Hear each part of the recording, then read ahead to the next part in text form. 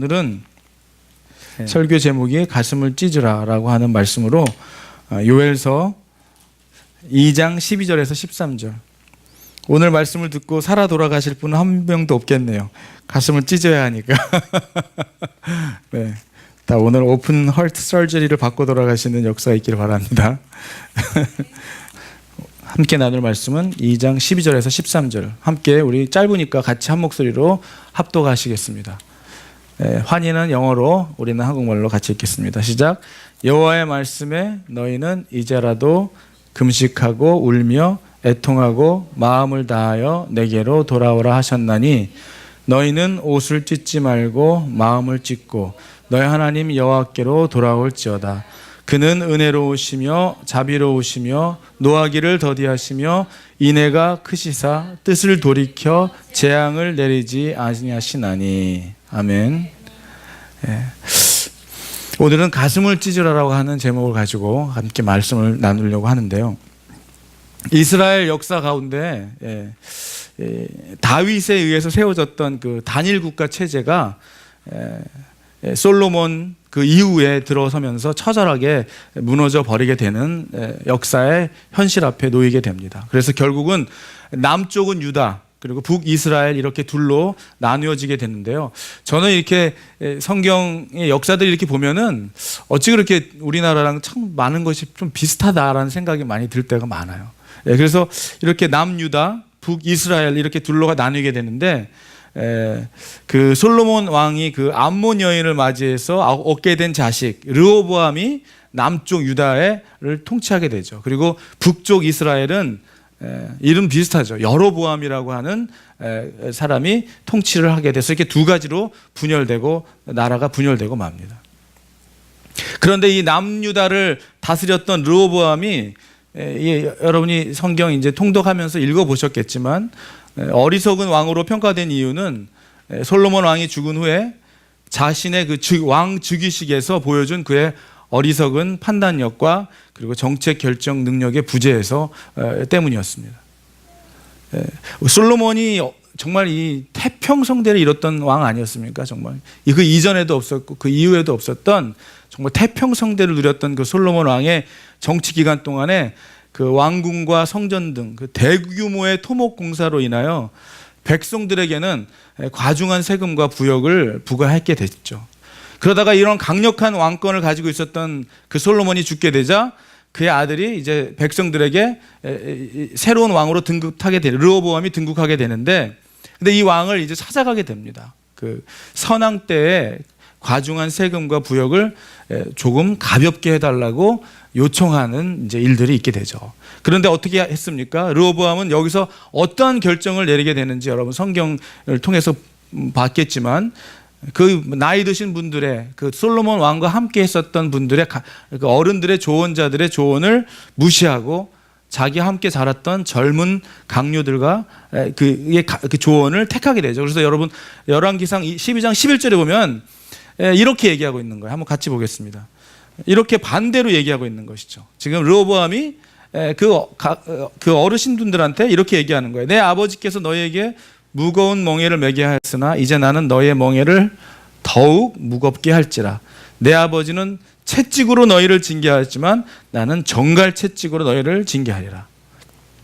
어떻게 했다는 거예요? 이 어르신이 이제 그 아버지 솔로몬 왕의 정치 때 했었던 무거운 세금과 무거운 노역을 이젠 좀 가볍게 해달라고 요청을 했는데 젊은 강요들이 그렇게 하면 안 된다. 오히려 더 세게 해야 한다는 잘못된 것을 듣고 르호보암이 그것을 선택하게 되는 거예요.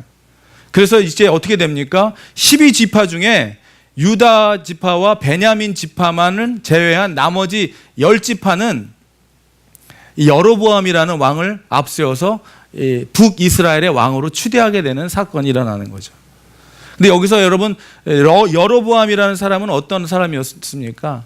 그 솔로몬 왕의 신복이었고 솔로몬 왕의 인정을 받아서 아주 공사의 감독으로도 발탁될 만큼 아주 훌륭한 유능한 사람이었어요.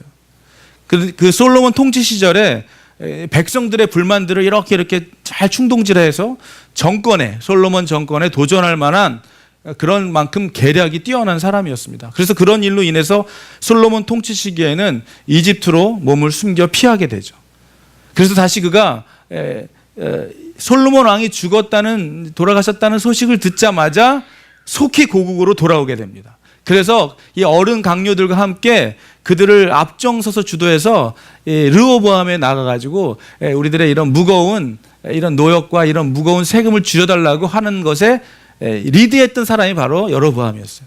그런데 어떻게 했어요? 르호보암이 그 말을 다 거절해 버렸잖아요. 그러니까 10지파가 지금 어떻게 보면 요즘에 교회들에 이렇게 분열되는 거랑 어떻게 좀 비슷한 것 같기도 한 그런, 또 한국의 정치적인 상황과 또 비슷한 것 같은데 10지파가 이 여로보암과 함께 북이스라엘을 이렇게 분열되면서 10지파는 나가버리게 됩니다. 그래서 여로보암과 함께 북이스라엘을 이를 통치하게 되죠. 그래서 결국 남과 북으로 갈라진 후에 이스라엘 지파의 추대를 받아서 10지파의 추대를 받아서 북왕국의 초대 왕이 된, 아주 정치적으로나 군사적으로나 지도력이 뛰어난 것을 알 수가 있습니다. 오늘 여러분과 나누는 요엘서의 역사적인 배경을 제가 좀 설명드리고 있는 거예요. 그런데 이 시대의 역사적인 상황들은 어땠냐면은 이런 군사 쿠데타와 또 이런 어떤 쿠데타를 일으키면서 정권을 장악하고 강력한 중앙 집권적인 군주 국가를 만들어 갔던 시기였던 거예요. 이러한 반란과 쿠데타의 연속이었던 것이죠. 권력을 장악하기 위해서는 대량 학살까지도 무참하게 감행했던 그야말로 혼탁한 시대. 저는 어떻게 보면 지금의 시대와도 같다고 생각이 듭니다.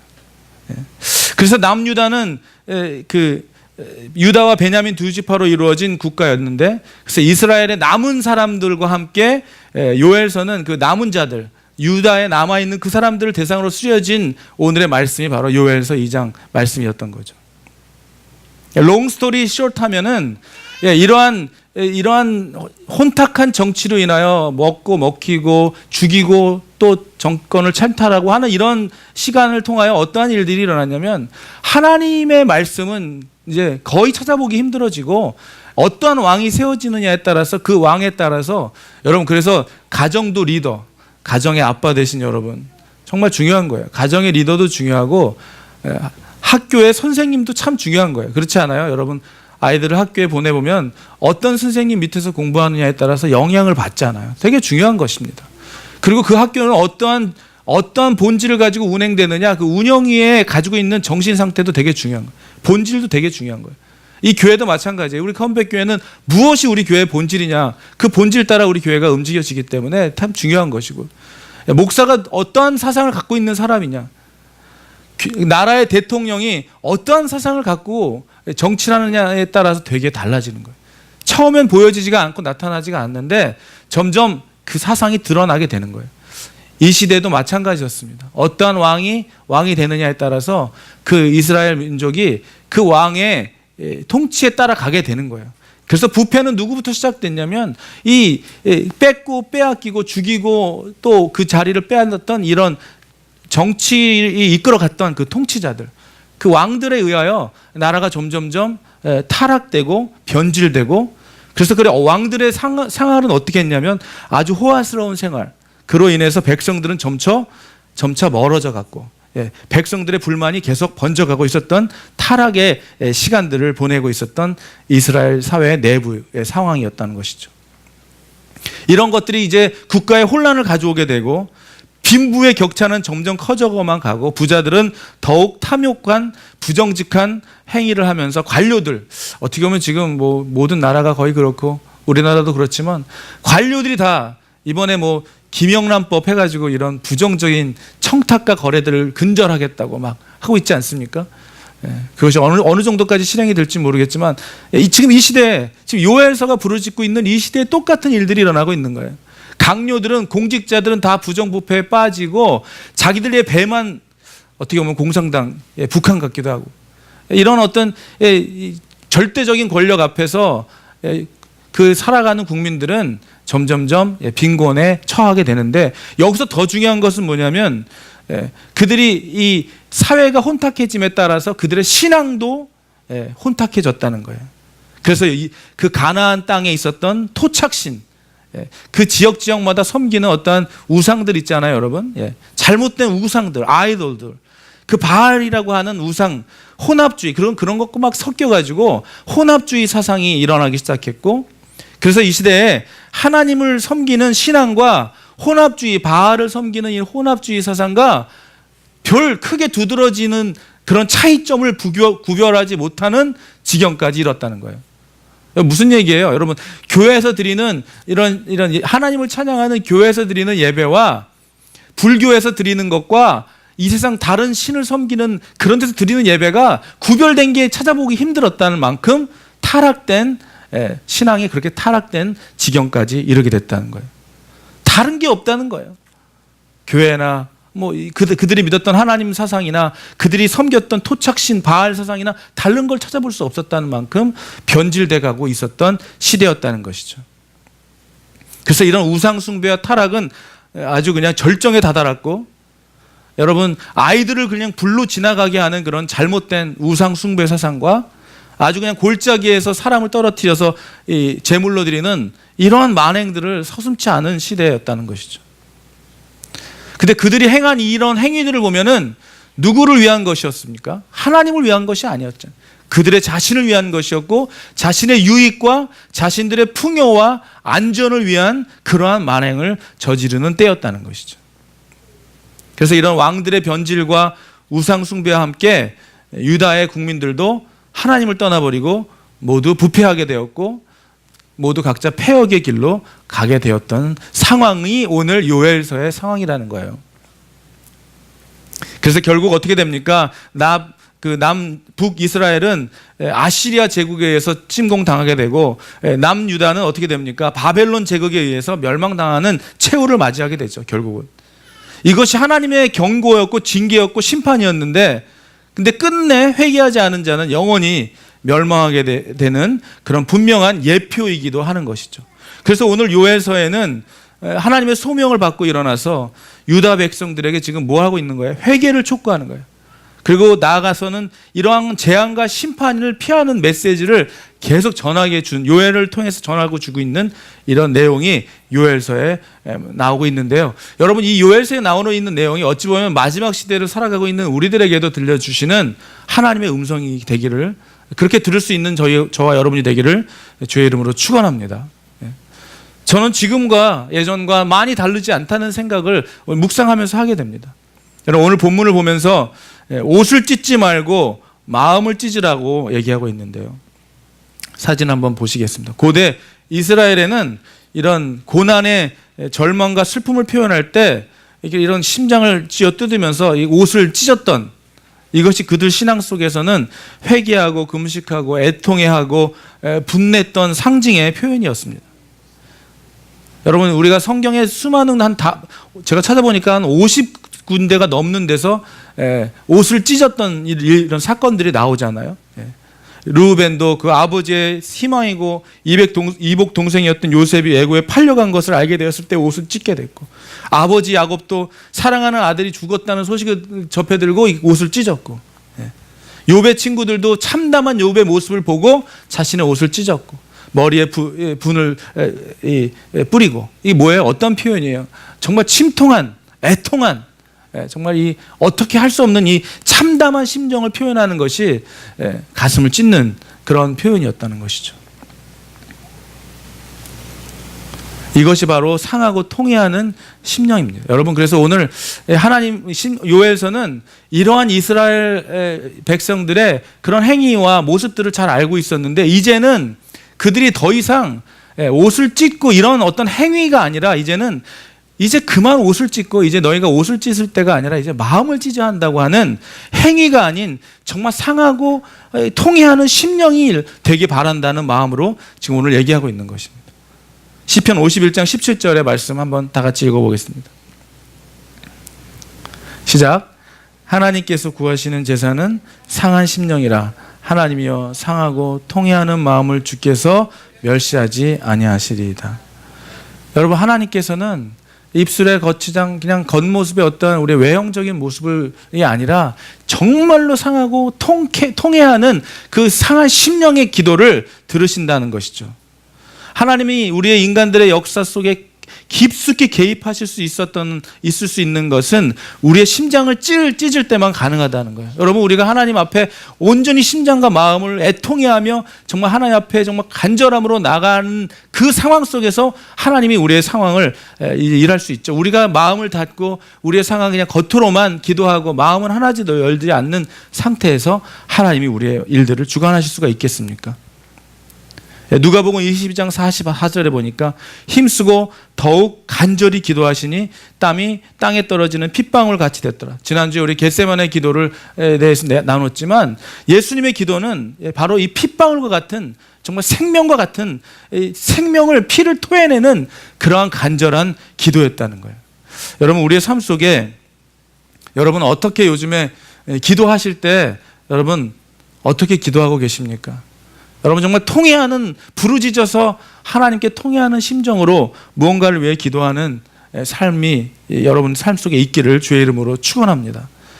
하나님은 그런 통회하는 심령의 기도를 들으신다는 거예요.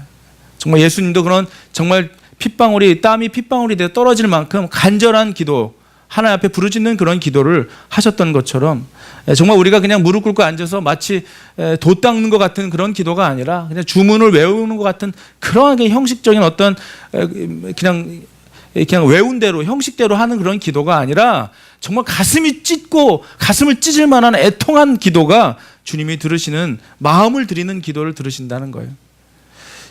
제가 예전에 한번 목회자들 자녀들 그 예배를 어린아이들 인도한 적이 있었는데 한 12주 동안에 아이들이 이렇게 목사님들 자녀들인데도 좀 아이들이 통솔이 안 될 때가 있어요. 어떤 아이들은 진짜 막 잘 이렇게 부모님께서 잘 교육하셔서 초등학교 한 6학년까지 아이들이었는데 아주 말 잘 듣는 애들이 있는가 하면 그냥 컨트롤이 안 되는 애들이 있는데 그 중에 한 아이가 정말 이게 좀 개구장이었어요. 말이 좀 말 안 듣고 찬양할 때도 막 떠들고. 그런데 제가 한번 기도를 시켜봤습니다. 목사님 자녀니까.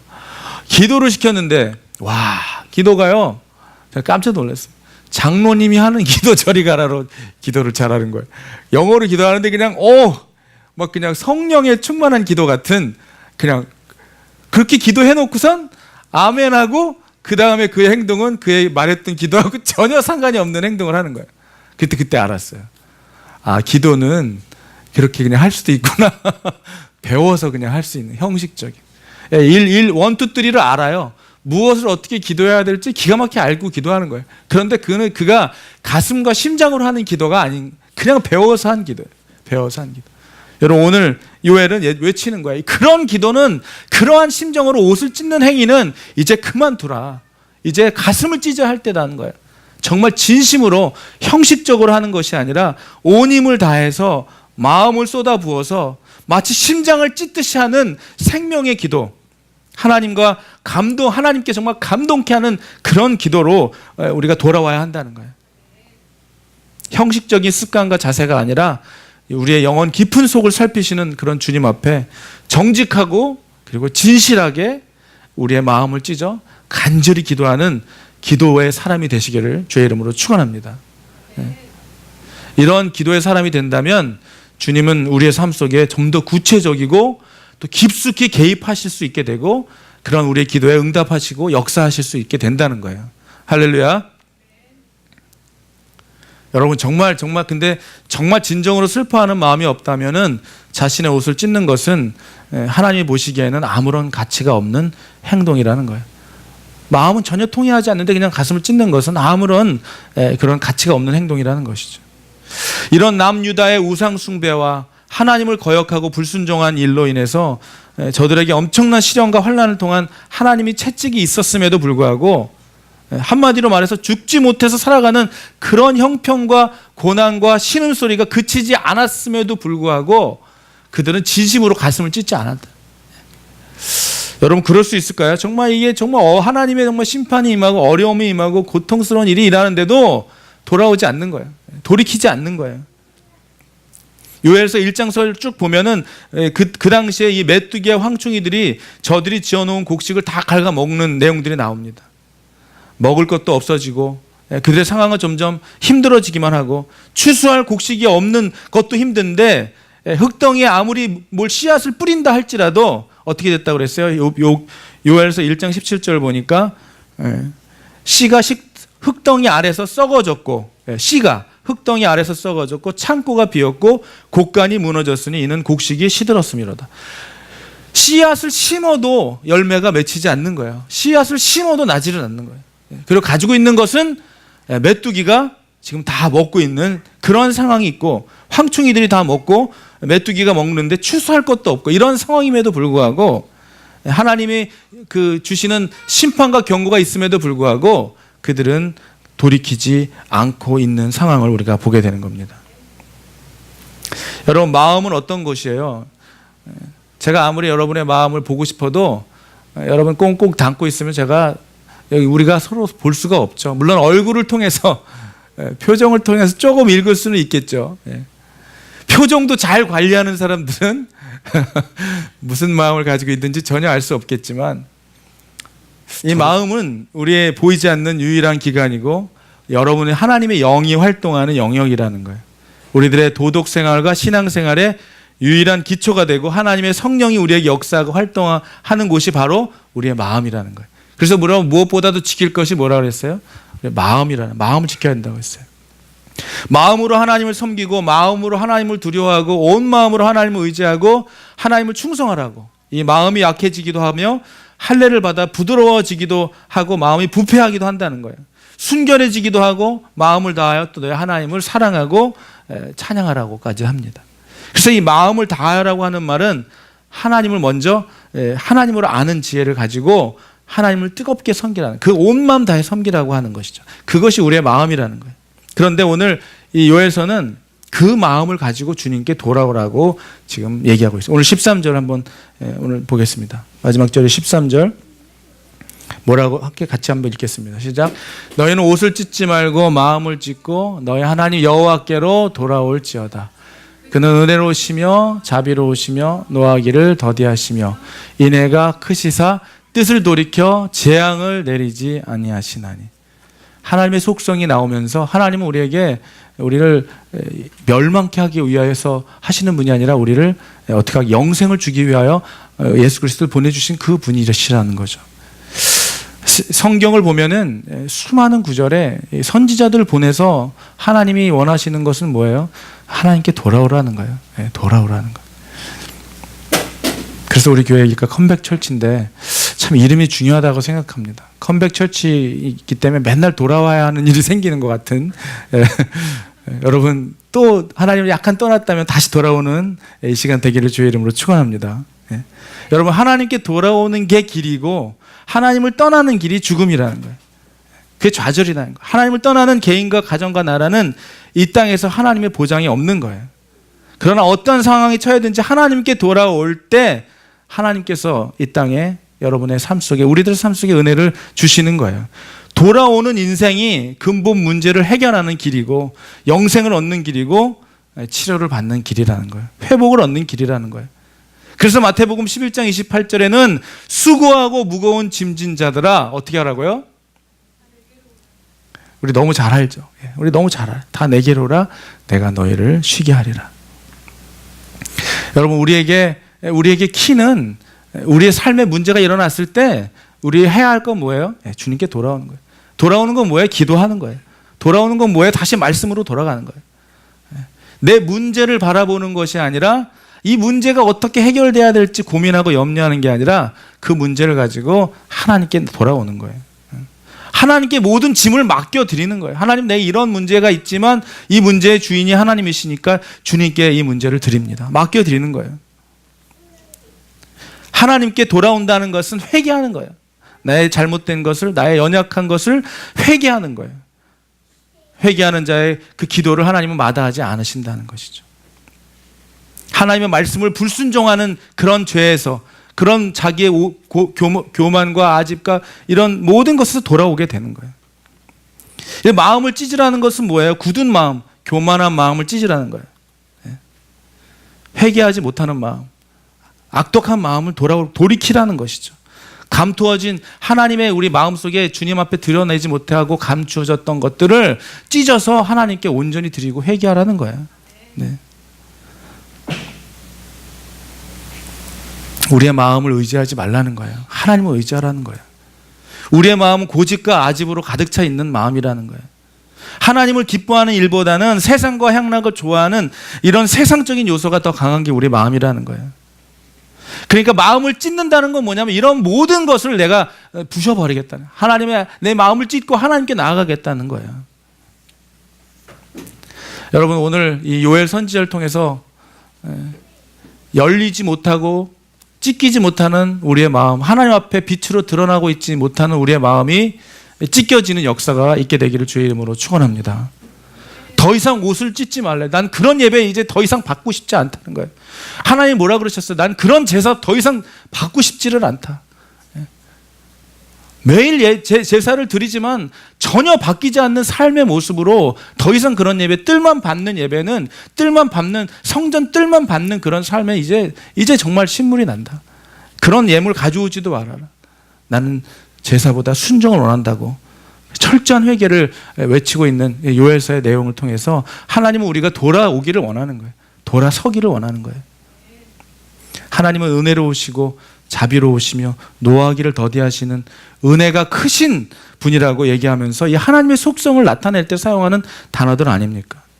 은혜가 크신 분, 하나님의 언약에 근거해서 하나님의 사랑을 가리키는 그런 말이잖아요. 여러분, 오늘 이 요엘서를 통해서 하나님이 가슴을 찢으라고 하는 이 말이 여러분의 심령에 부어지기를 주의 이름으로 축원합니다. 여러분, 이사야서 55장 6절에 7절에 보는 마지막 절 우리 같이 한번 읽어보겠습니다. 시작. 너희는 여호와를 만날 만한 때에 찾으라. 가까이 계실 때에 그를 부르라. 악인은 그의 길을, 불의한 자는 그의 생각을 버리고 여호와께로 돌아오라. 그리하면 그가 긍휼히 여기시리라. 우리 하나님께 돌아오라. 그가 너그럽게 용서하리라. 아멘. 하나님은 여러분 우리가 돌아오기를 원하십니다. 그리고 오늘 이 말씀은 무엇을 얘기하냐면요, 모든 것이 그 기한이 있다는 거예요. 돌아올 만할 때에 돌아오라는 거예요. 저희 아버님이 그동안 살아오시면서 정말로 죽을 고비를 진짜 많이 넘기셨어요. 지금도 살아 계시긴 하는데 6.25 때는 총 맞으셔가지고 여기는 완전 대수술을 다 하시고, 그래서 지금도 이 배 보면 다 수술 자국이 전부 수술 자국이에요. 그 죽을 고비를 많이 넘기셨는데, 살아오시면서도 많이 넘기셨는데, 미국에 오셔서 또 이 중풍이 오셔가지고 반을 쓰지 못하는 상황에 한 6개월 이상을 반을 쓰지 못하고 살아가다가도 다시 돌아오셔가지고 지금 또 멀쩡해지셨고, 우리 아버님은 정말 불가사의하신 분인 것 같아요. 그래서 하시고 또 한 번은 몇 번 죽을 고비가 있었어요. 피가 여기 우리 아버님이 혈압 때문에 혈압약을 먹어가지고, 혈압약을 먹으면 어떻게 됩니까? 여러분, 피가 묽어져요. 피가 묽어지니까 한번 피를 흘리게 되면 잘 지혈이 안 됩니다. 그래가지고 지혈이 안 돼서 피가 계속 지혈이 안 돼서 수혈 받으시면서 또 죽을 고비를, 그래 이제 우리 아버님 이제 끝이시다 해가지고 한국에서 식구들이 다 오기까지 하기까지, 한국에서 식구들이 다 오니까 또 멈췄어요. 그래가지고 참 아버님이 생명이 진짜 오래 사셨는데, 제가 기억나는 사건 중에 하나가, 저희 아버님이 이 혈관이 막혔어요. 그래가지고 여러분 아시죠? 바이패스 설저리라고 혈관을 이렇게 연결해가지고 하는 수술인데, 그거를 하려면 오픈 하트 설저리를 해야 된다는 거예요. 진짜 가슴을 개봉하는 거죠. 오픈 하트 설저리를 하는 거예요. 근데 오늘 설교 준비하면서 그때 일이 생각나더라고요. 여러분, 제가 그때 나약교 다닐 때였는데, 그날 아버님 수술 날짜가 잡힌 거예요. 근데 학교 가서 공부도 안 되고, 근데 오픈 하트 설저리 하면서 의사가 뭐라 그랬냐면, 가슴을 여는 수술은 이거 사인해야 되는 거예요. 죽을 수 있다, 사망할 수 있는 것에 사인해야 된대. 학교 갔는데 공부가 안 되더라고요. 이제 자꾸 아버지한테 못했던 생각만 나고, 정말 이 사람이 정말 이런 돌아올 만할 때에 돌아와야 돼요, 여러분. 정말 이렇게 심각해진 사건이 생기니까 별의별 생각들이 막 들더라고요. 그래가지고 이제 학교를 딱 마치고 공부가 됐겠습니까? 아버지 수술 시간에 맞춰서 이제, 그래서 수술하기 전에 혹시 모르니까 수술하다 돌아가실 수도 있잖아요. 그러니까 수술하기 전에 얼굴이라도 한번 봐야 되겠다 해가지고 학교에서 급히 맞춰가지고 병원 앞에 도착해가지고 이제 파킹장에 딱 파킹을 해놓고 기도를 하기 시작했어요. 하나님, 근데 기도를 하는데 이제 이게 마지막일 수 있다는 생각이 막 드는 거예요. 그런데 마지막이라는 생각이 딱 듦과 동시에 내가 그동안 왜 아버지한테 이렇게 했을까? 그리고 무엇보다도 사랑한다는 말을 한 번도 해본 적이 없는 것 같은 거예요. 지금도 잘 못하지만은 그게 너무 막 마음이 쓰이면서 눈물이 나기 시작하는 거예요. 근데 수술 시간이 다 됐는데 올라가지를 못하겠는 거예요. 눈은 막 퉁퉁 붓고. 그래도 어떻게 마지막으로 얼굴에도 봐야 된다는 심정으로 이제 아버님께 올라가서 어머님이랑 둘이 계셨는데 아버지 손을 잡고 진짜 제가 태어나가지고 처음으로 아버지에게 사랑 고백을 했어요. 아버지, 내가 이 말을 꼭 해주고 싶은데 그동안 하면서 못했다. 그러면서 아버지 괜찮을 거예요. 사랑합니다. 그러고 기도해드리고 수술 이제 들어가는데 어떻게 수술 잘 돼서 아버지 생명은 사셨습니다. 그런데 제가 왜 오늘 이런 얘기 드리냐면 우리들이 살아가면서 기회가 있을 때 해야 되는 일들이 있어요. 기회가 오늘 이 말씀 여호와를 만날 만한 때에 찾고 가까이 계실 때에 그를 부르라. 여러분, 우리는 있을 때 찾지 못하고 있을 때 부르지 못하고 살아가는 저희들. 엊그제는 주위에 친구분들이 다 돌아가시는 거예요. 한 명. 새벽 기도 매일 같이 가시던 분들이 자꾸 돌아가시는 거예요. 근데 엊그제 참 노인들은 밤새 안녕이더라고요. 이 정말 거의 괜찮았던 우리 어머니 친구 아주머니께서 갑자기 뇌수막염이 걸렸다 그래서 찾아갔는데 완전히 엊그제만 해도 멀쩡하던 분이 완전히 혼수 상태로 완전히 몸에 구멍에다가 다 호수를 끼고 있는 거예요. 그래서 괜찮아지시겠지 하고 기도해드리고 그리고 왔는데 그 다음에 또 가봤더니 더 심각해졌는데 전화를 해보니 그 후에 전화했더니 좀 많이 나아졌대요.